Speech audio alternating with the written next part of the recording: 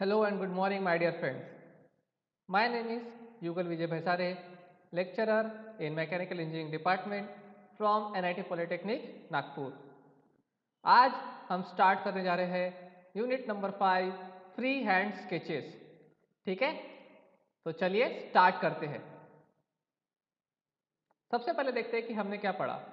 हमने पढ़ा isometric projection के बारे में, 2D व्यू का 3D व्यू कैसे बनाते हैं, उसके कुछ एग्जाम्पल्स हमने पढ़े।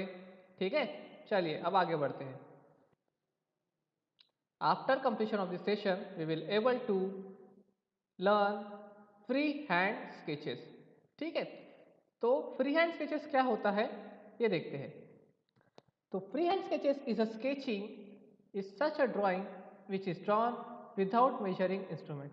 ठीक है, हम लोग हाथ से कोई भी ड्राइंग बना लेते हैं, कुछ भी ड्राइंग बना लेते हैं। जैसे कि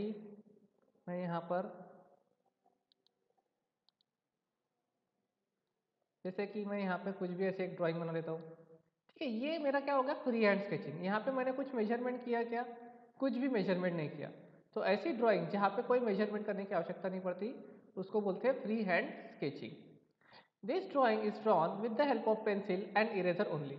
हमें किसकी आवश्यकता पड़ेगी? सिर्फ और सिर्फ पेंसिल की और इरेजर की, और कुछ भी नहीं चाहिए। ठीक है, लेकिन मैं रिकमेंड करूंगा आप लोगों को कि आप स्केल भी यूज़ करो, क्योंकि आप नए नए हो। ठीक है, तो आप पेंसिल, इरेजर और स्केल का यूज़ कर सकते हो। Such drawing is drawn before every type of actual drawing because it takes less time. ठीक है, अभी कैसा होता है, कभी कभी इंडस्ट्री में आपको 5 मिनट में एक रफ ड्राइंग बना के दिखाओ बोलेगा। ठीक है, किसी भी चीज़ का एक रफ ड्राइंग बना के दिखाओ, तो आप थोड़ी ना स्केल, पेंसिल, रबर, शार्पनर सब लगा के एकदम बैठ जाओगे, ऐसा कुछ नहीं करने वाले ना। तो क्या होगा, आपको एक फ्री हैंड एक ड्राइंग बनाना पड़ेगा। तो वो कम समय में आप ज़्यादा चीज़ें वहाँ पे आपको दिखाना आना चाहिए।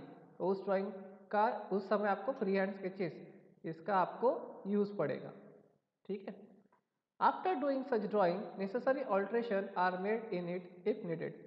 अगर आपने कुछ ड्राइंग बनाया फ्री हैंड स्केचेस में, ठीक है, फ्री हैंडली एक ड्राइंग बना लिया और आपको बाद में पता चला कि यार उसमें कुछ तो भी आपको चेंजेस करने हैं, तो आप आराम से उसमें कोई भी चेंजेस कर सकते हो। ठीक है, और ये सब करने के बाद आपकी ड्राइंग प्रिपेयर होती है, आपकी जो ड्राइंग है वो बन जाती है। ठीक है, तो समझ में आया? आपको विदाउट कोई भी इंस्ट्रूमेंट यूज़ किए हुए, सिर्फ स्केल, पेंसिल और इरेजर का यूज़ करते हुए आपको एक ड्राइंग बनानी है, और जिसको बोलते हैं अपन फ्री हैंड स्केचेस। ओके, चलिए आगे बढ़ते हैं। Free hand drawing is much importance in practical work because a draftsman has to check the drawing of every object from the engineer. अब ये क्यों आवश्यक है? फ्री हैंड जो ड्राइंग है वो बहुत इंपॉर्टेंट होती है, क्योंकि जो आपका ड्राफ्टमैन होता है, मतलब जिसको रीड करना पड़ता है ड्राइंग वगैरह को, ठीक है, आपकी ड्राफ्टिंग शीट्स जो होती है, वो जो चेक करेगा उसको हर एक चीज़ को इंजीनियर से चेक कराना पड़ता है। ठीक है, तो मान लीजिए आपने एक ड्राइंग बना लिया, फिर ड्राइंग बनाने के बाद में उसमें फिर से करेक्शन है, फिर से आप ड्राइंग को पूरा मिटाओगे क्या? नहीं, आप वहाँ पे फ्री हैंडली वहाँ पे बता सकते हो कि यहाँ पर ये चीज़ गलत है। तो बीइंग एन इंजीनियर आपको फ्री हैंड स्केचेस आना ज़रूरी है।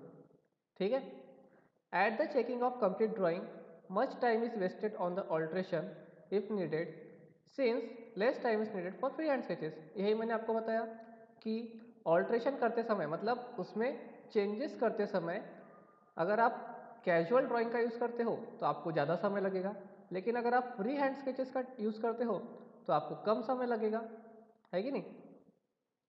Sketches should never be prepared with the aid of scale और स्ट्रेटेज।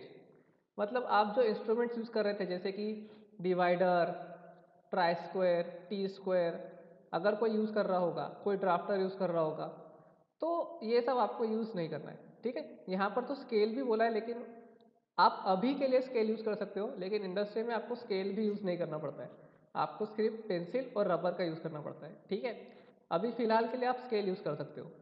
ठीक है, all lines must be absolutely freehand and their measurements must be in proportionate properly। ठीक है, तो जो भी आप ड्राइंग बनाओगे वो फ्री हैंड से बनाओगे, और जो भी आपके डायमेंशंस होंगे वो प्रोपोर्शनेट होंगे। ठीक है, प्रोपोर्शनेट मतलब क्या होगा कि आप उससे मिलते जुलते डायमेंशन, मतलब अगर मान लो आपको 50 mm की लाइन खींचनी है तो आप 50 mm नहीं खींच रहे हो, लेकिन उसके आसपास वो ड्राइंग उसकी लाइन होनी चाहिए। ठीक है, आगे बढ़ते हैं। फ्री हैंड स्केचेस इंस्ट्रूमेंट, तो कुछ इंस्ट्रूमेंट लगेंगे हमको। तो क्या क्या इंस्ट्रूमेंट बताया था मैंने? सॉफ्ट लिड की पेंसिल, एक इरेजर, एक शार्पनर और ड्राइंग शीट। बस इतनी ही चीज़ों की आवश्यकता है आपको फ्री हैंड स्केचेस के लिए। और मैं भी आपको रिकमेंड करता हूँ कि आप लोग इन्हीं सब चीज़ों को लेकर बैठिए, बाकी के आपको इस चैप्टर के लिए कोई आवश्यकता नहीं है। ओके, तो चलिए स्टार्ट करते हैं फ्री हैंड स्केचिंग का पहला इंस्ट्रूमेंट, वो है स्क्रू थ्रेड। अब आप लोगों के दिमाग में आया होगा कि स्क्रू थ्रेड आखिर है क्या? स्क्रू थ्रेड क्या है?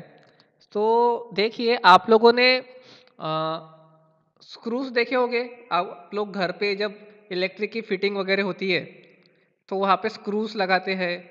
ठीक है, तो वो जो स्क्रू होते हैं उसके ऊपर जो थ्रेड्स बने हुए होते हैं, तो वो कुछ इस प्रकार के थ्रेड्स होते हैं।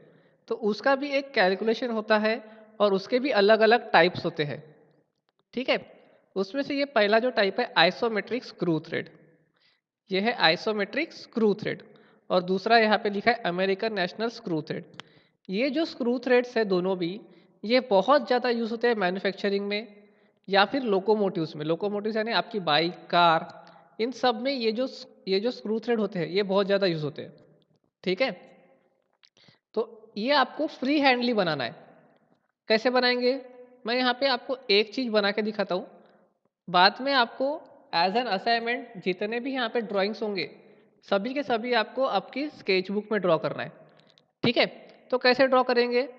यहाँ पे एक लाइन खींच लिया, फिर यहाँ पे देखो क्या जा रहा है, ऐसी एक लाइन जा रही है, तो यहाँ पे एक ऐसी लाइन ड्रॉ कर लेंगे, फिर एक ऐसा नीचे आ जाएंगे, फिर यहाँ पे देखो कर्व है, यहाँ पे कर्व है तो आपको हाथ से ही ड्रॉ करना है कर्व।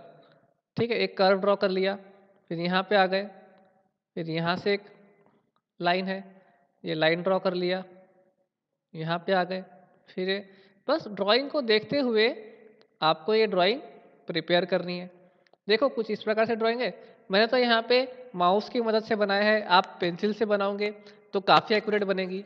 ठीक है, यहाँ पे डायमेंशन भी देखो आपको कुछ इस प्रकार के दिखेंगी, 0.12 पी। अब पी का मतलब क्या होता है? आपको जब इंडस्ट्री में आप काम करोगे तो आपको पी की वैल्यू कितनी भी दे सकती है। मान लो आपको एक स्क्रू दे दिया और आपको बोल दिया गया कि आपको आइसोमेट्रिक स्क्रू थ्रेड बनाना है। इंडस्ट्री में आपको बोला आइसोमेट्रिक स्क्रू थ्रेड बनाना है, और जिसका सिर्फ आपको बोल दिया कि पी का मतलब होता है पिच। पी का मतलब होता है पिच। पिच का मतलब क्या होता है? जो एक पॉइंट से दूसरे पॉइंट तक जाए उस डिस्टेंस को बोलते हैं पिच। ठीक है, उसकी पिच आपको दे दी है मान लो 5। ठीक है, और आपको बोला कि स्क्रू थ्रेड बनाओ, तो आप ये नहीं बोल सकोगे उस समय कि सर मेरे को तो और भी डायमेंशन चाहिए। नहीं, ये जो चीज़ें होती है 0.125 पी, 0.54 पी, ये स्पेसिफिक है। ठीक है, ये चेंज नहीं होने वाली। ओके, तो ये पी की वैल्यू आप यहाँ डालोगे तो 0.12 इंटू 5, तो उसका आप कुछ तो भी वैल्यू आएगा, उतना डायमेंशन का आपको यहाँ पर ये डिस्टेंस बनाना पड़ेगा, या फिर यहाँ पे इतना डिस्टेंस बनाना पड़ेगा। ठीक है, लेकिन ड्राइंग बनाते समय आप अप्रोक्सीमेटली कैसे भी ड्रॉ कर सकते हो। ठीक है, फिर यहाँ पे आपको डायमेंशन दिखाना है 0.125 जो भी होगा आपका। ठीक है, यहाँ पे इसका पिच दिखाना है, यहाँ पे पिच होगा। ठीक है, मैं यहाँ पे माउस से बना रहा हूँ इसलिए कुछ इस प्रकार से बनेगा। एंगल शो करेंगे यहाँ पे 60 डिग्री। ठीक है, इसकी वर्टिकल हाइट भी शो कर देंगे। तो बेटा जब आप एग्जाम पॉइंट ऑफ व्यू से पढ़ते हो इसको, तो एग्जाम पॉइंट ऑफ व्यू से आपको ये सारे डायमेंशंस वगैरह जो है वो याद रहने चाहिए। ये छोटे छोटे डायग्राम्स आपके पेपर में आएगा 2-2, 3-3 मार्क के लिए। ठीक है, तो छोटा सा डायग्राम बनाओ और 3 मार्क या 4 मार्क लेके जाओ, ऐसी बात होती है ये। ओके, और वो भी आपको कैसा फ्री हैंडली बनाना है। एक चीज आपको बताना चाहूंगा यहाँ पर कि यहाँ पर देखो हैचिंग दी है, ये हैचिंग है ना, ये हैश हैश किया है। तो ये हैशिंग बेटा आप हाथ से मत करना, आप क्या करना कि 45 डिग्री का एंगल ड्रॉ करना। कितने डिग्री का? 45। 45 डिग्री का एंगल ड्रॉ करना और ये लाइन से पैरेलल, ये 45 डिग्री की लाइन से पैरेलल यहाँ पर आप इसको ड्रॉ करना। ठीक है, तो क्या होगा, सारे के सारे लाइंस आपके एक जैसे दिखेंगे और स्पेसिफिक डिस्टेंस पे दिखेंगे। ऐसा मत करना कि एकदम आपने इनको चिपका दिया या एकदम इनको दूर दूर कर दिया, ऐसा नहीं। स्पेसिफिक डिस्टेंस पे बनाना और सारे लाइन एक जैसे बनाना। कैसे बनाएंगे, 45 डिग्री की लाइन और यहाँ से इनसे पैरेलल लाइंस आप इसको ड्रॉ करेंगे। ठीक है, सो लाइक दिस आपको सारे स्क्रू थ्रेड्स ड्रॉ करने हैं और बाकी के सारे फास्टनर्स ड्रॉ करने हैं। ठीक है, ये हो गई आइसोमेट्रिक स्क्रू थ्रेड के बारे में बात और अमेरिकन नेशनल स्क्रू थ्रेड के बारे में बात। ओके, चलिए आगे देखते हैं। Acme thread and square thread. तो ये जो थ्रेड्स है इनका मैक्सिमम यूज कहाँ होता है, इनका मैक्सिमम यूज होता है पावर ट्रांसमिशन के जगह पर। ठीक है, मतलब जहां पर आपको कुछ चीज को चलाने के लिए बहुत ज्यादा पावर की आवश्यकता पड़ रही है, ठीक है, बहुत ज्यादा पावर की आवश्यकता पड़ेगी, तो वहां पर आप लोग ये वाले थ्रेड्स यूज करोगे। ठीक है, वहां पर आप लोग ऐसे थ्रेड्स यूज करोगे। जैसे कि अभी आपने देखा नहीं है, लेकिन जैसे लेथ मशीन हो गया, बड़ी बड़ी जो मशीन होती है, मिलिंग मशीन हो गया, कटिंग मशीन हो गया, तो वहां पर आपको इस प्रकार के थ्रेड्स प्रोफाइल देखने को मिलेंगे। ओके, चलिए आगे बढ़ते हैं। इसको भी आपको फ्री हैंडली ड्रॉ करना है अपने स्केच बुक में। आगे बढ़ते हैं, दूसरा टॉपिक है हमारा type of nuts. Type of nuts, तो देखो बहुत सारे प्रकार के नट्स होते हैं। आप लोग कभी हार्डवेयर की दुकान में जाते हो और उसको बोलते हो कि मुझे नट चाहिए, तो आपको पूछेगा कि कौन सा नट चाहिए। तो आप क्या करते हो, एज अ सैंपल के तौर पर एक नट दिखा देते हो उसको कि मुझे इस प्रकार का नट चाहिए। लेकिन अगर आपको नट का नाम पता होता है तो आपके लिए बहुत ज़्यादा आसानी होती है उसको पहचानने में। ठीक है, एप्लीकेशन के हिसाब से उनको यूज़ किया जाता है। जैसे कि यहाँ पर देखो, यहाँ पर देखो ये हेक्सागोनल नट है, हेक्सागोनल नट। ठीक है, हेक्सागोनल नट कहाँ पे यूज होता है, ये हर जगह जहाँ पे भी कंस्ट्रक्शन का वर्क होगा, जहाँ पर भी कंस्ट्रक्शन का वर्क होगा वहाँ पर भी आपको हेक्सागोनल नट दिखेगा। इसकी खासियत क्या है कि इसमें देखो 6 साइड रहेगी, हेक्सागोन रहेगा ये, इसकी 6 साइड रहेगी। ठीक है, इसीलिए इसको हेक्सागोनल बोलते हैं। दूसरा जो नट है वो है heavy hexagonal nut. Heavy hexagonal nut, ये जो नट होगा ये हेक्सागोनल नट से आकार में थोड़ा सा बड़ा होगा और थोड़ा सा मोटा होगा। ठीक है, यहाँ पर देखो बाहर में भी एक आपको एक सर्कल दिख रहा है, एक बाहर में एक्स्ट्रा लेयर रहती है इसकी वाली।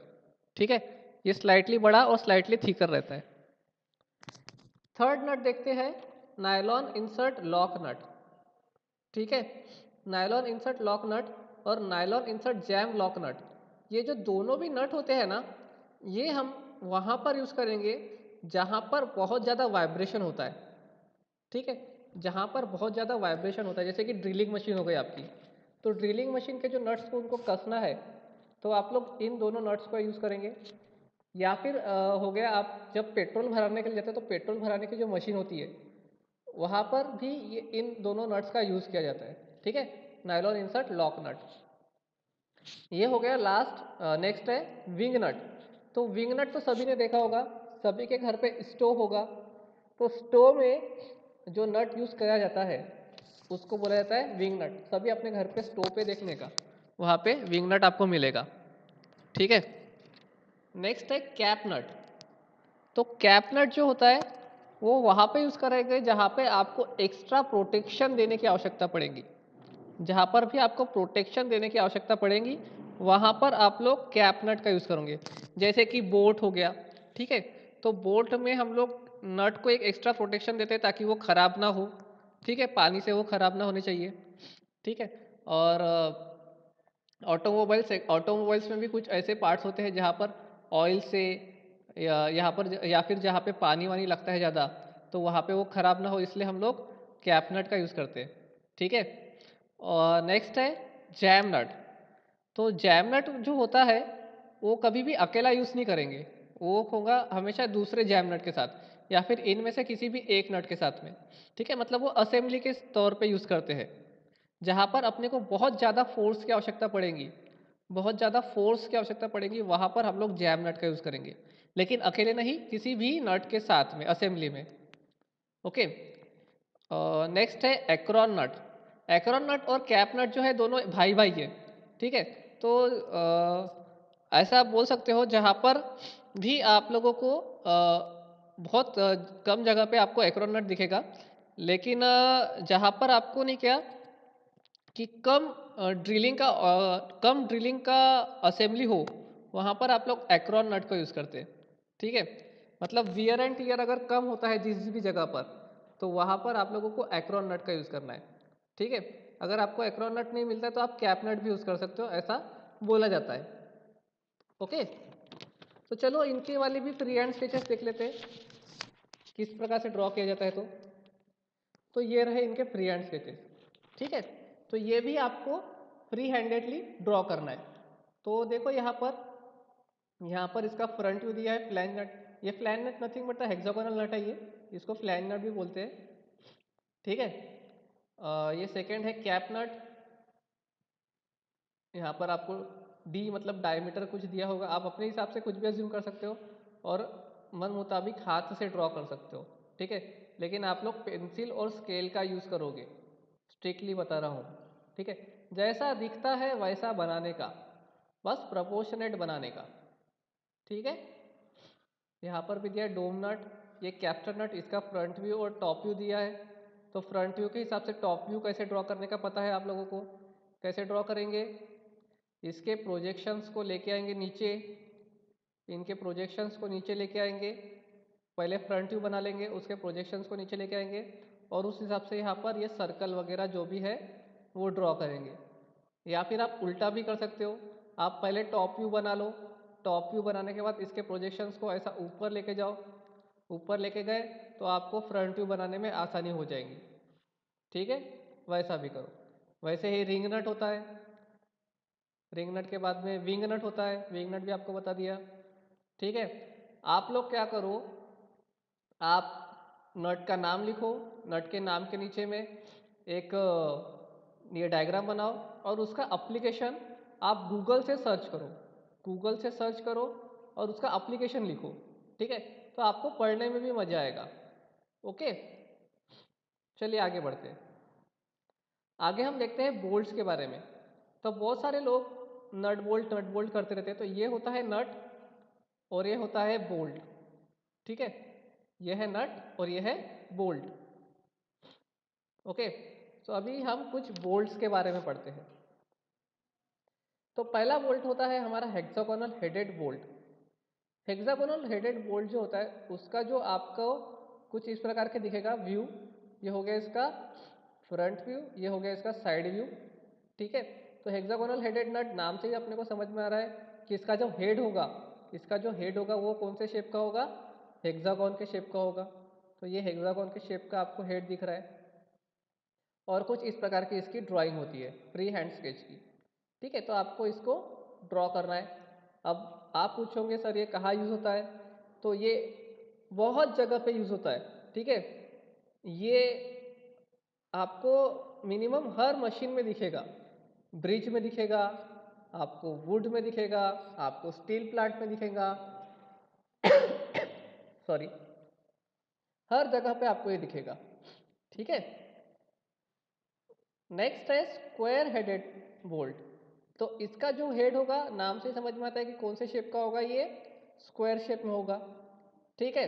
तो ये और हेक्सागोनल हेक्सागोनल बोल्ट ये भी हर जगह पे आपको दिखेंगे, लेकिन जहाँ पर आपको जो सरफेस है वो बहुत ज़्यादा टाइट चाहिए, बहुत ज़्यादा टाइट चाहिए, ठीक है। तो वहाँ पर आप लोग स्क्वायर हेडेड बोल्ट ही यूज़ करोगे, स्क्वायर हेडेड बोल्ट ही आप वहाँ पर यूज़ करोगे, ठीक है। अन्यथा आप स्क्वायर हेडेड बोल्ट भी यूज़ कर सकते हो या हेक्सागोनल बोल्ट भी यूज़ कर सकते हो, ठीक है। नेक्स्ट देखते हैं स्टड बोल्ट। तो स्टड बोल्ट भी आपके लिए बहुत ज़्यादा ज़रूरी है। ये कहाँ पे आप जब घर वगैरह बनाते हैं तो वहाँ पर फाउंडेशन का काम करते हैं, पता है आपको। तो फाउंडेशन के टाइम पे आप लोग ये वाला बोल्ट का ज़्यादा यूज़ करते हो, स्टड बोल्ट का। ठीक है, यहाँ पर देखना जब ये बोल्ट होता है तो बोल्ट के बाहर में थ्रेड्स होते हैं इसके वाले, एक्सटर्नली थ्रेडेड फास्टनर बोलते हैं इसको, एक्सटर्नली थ्रेडेड फास्टनर भी बोलते हैं इसको। ठीक है, तो यहाँ पर भी इसको थ्रेड्स होते हैं। प्लेट्स एक यूज़ की जाती है, एक मेन कास्टिंग होती है इसकी वाली। ठीक है, तो आपको ये असेंबली ड्रॉ करनी है और आपको ध्यान में रखना है क्या, ये डी, ये 2D कहाँ पे क्या होता है ये आपको ध्यान में रखना है। ओके, तो यहाँ पर हमने बोल्ट भी खत्म कर लिया। आगे बढ़ते हैं तो लॉकिंग अरेंजमेंट फॉर नट्स। ठीक है, तो आपने कुछ इस प्रकार की असेंबली आपने देखी होंगी कहीं पे, कुछ इस प्रकार की असेंबली आपने कहीं ना कहीं देखी होंगी। ठीक है, यहाँ पर आप लोग दो नट्स एक साथ फिक्स करते हो। क्यों फिक्स करते हैं, ताकि अगर वहाँ पर बहुत ज़्यादा फोर्स होगा, उस काम करते समय बहुत ज़्यादा फोर्स होगा, तो ये जो हमारा नट है, ये हमारा नट और बोल्ट की असेंबली है, वो उसको सह पाए। जैसे कि अगर आप ड्रिल कर रहे हो, दीवार में गड्ढा कर रहे हो या फिर ज़मीन में गड्ढा कर रहे हो, तो बहुत ज़्यादा एक्सर्शन होगा, बहुत ज़्यादा उसमें घर्षण होगा। ठीक है, तो वो घर्षण को सहन करने की शक्ति भी होनी चाहिए आपके नट और बोल्ट में। इसलिए कभी कभी यहाँ पर दो नट्स की असेंबली दी जाती है, उसको बोला जाता है लॉकिंग अरेंजमेंट फॉर नट। लेकिन जब हम इन दोनों नट्स को ज्वाइन करते हैं तो इसके बीच में या इसके ऊपर में कुछ अरेंजमेंट दिया जाता है, उसको क्या बोलते हैं और उसको कैसे ड्रॉ करते हैं वो हम देखते हैं। ठीक है, चलिए आगे देखते हैं। तो देखो ये है लॉकिंग विथ पिन। पहला क्या है, लॉकिंग विथ पिन। तो यहाँ पर देखो ये जो है, ये क्या है आपका हेक्सागोनल बोल्ट बोल सकते हो आप लोग। एक आपका बोल्ट है यहाँ पर जो अंदर तक गया हुआ है, और इसके ऊपर में देखो एक स्प्लिट पिन करके दिया है। क्या दिया है, स्प्लिट पिन। ये जो पिन है, इस पिन से क्या कर दिया अपन, इसको लॉक कर दिए। अब आप लोग कितना भी बड़ा ड्रिल कर लो या फिर कुछ भी कर लो, कितना भी फोर्स लगा लो, ये जो हमारा बोल्ट है, ये जो हमारा नट है, ये बिल्कुल भी नहीं हिलेगा। ठीक है, ये जो हमारी असेंबली है ये बिल्कुल भी नहीं हिलेगी। एक और मेथड है लॉकिंग विथ प्लेट।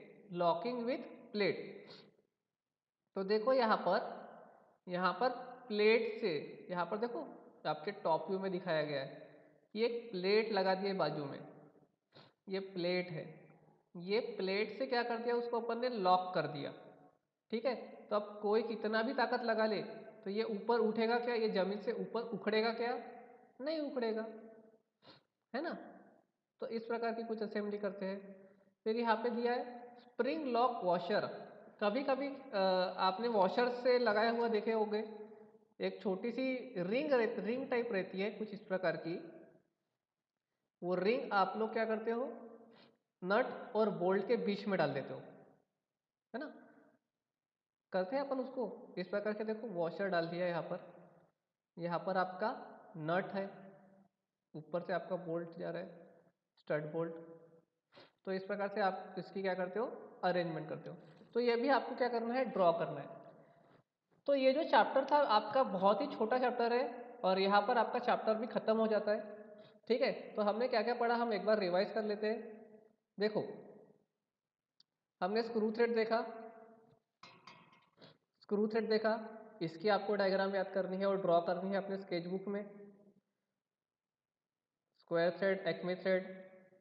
फिर हमने टाइप ऑफ नट देखे, तो टाइप ऑफ नट्स के ये डायग्राम है, ये आपको ड्रॉ करने हैं अपने स्केच बुक में।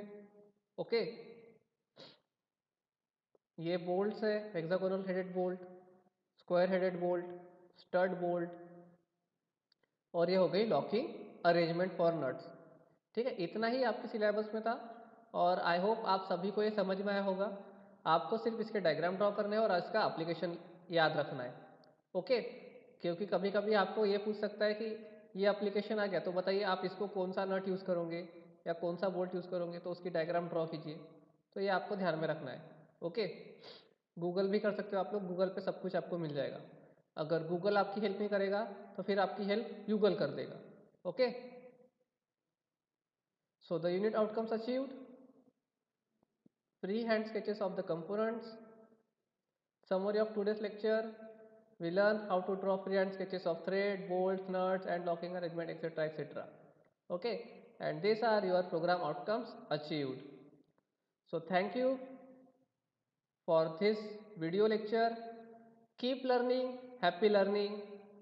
मिलते हैं नेक्स्ट लेक्चर में. Thank you, bye bye.